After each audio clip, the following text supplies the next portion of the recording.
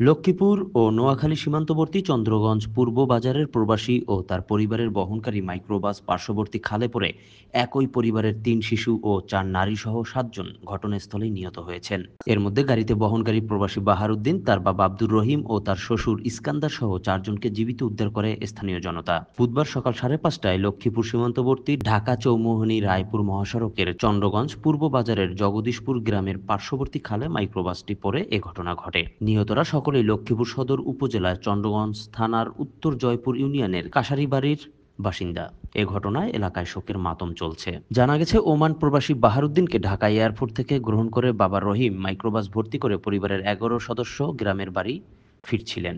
ঢাকা থেকে রওনা হয়ে ঢাকা চৌমুহনী রায়পুর মহাসড়কের চন্দ্রগঞ্জ পূর্ব বাজারে পৌঁছামাত্র চালক ঘুমের ঘোরে আচ্ছন্ন হয়ে নিয়ন্ত্রণ হারালে যাত্রী বোঝাই মাইক্রোবাসটি পার্শ্ববর্তী খালে পড়ে যায়।